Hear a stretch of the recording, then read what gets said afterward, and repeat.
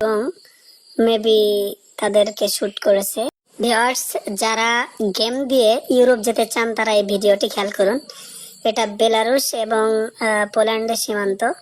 ওই যে কিছু অভিবাসী তারা পার হওয়ার চেষ্টা করতেছে বর্ডারটা, কিন্তু এরই মাঝে দেখুন এই যে গাড়িতে বর্ডার ফোর্স চলে আসছে, এসে তাদেরকে আটকাইছে এবং মেবি তাদেরকে শুট করেছে।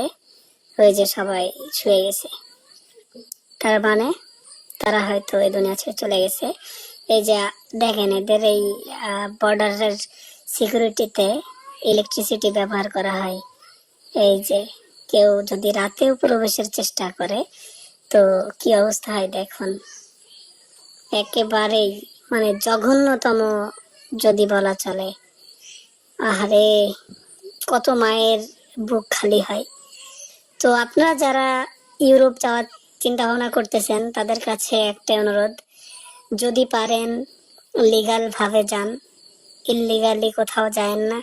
কেননা জীবন বাঁচলেই ধন সম্পদ টাকা পয়সা।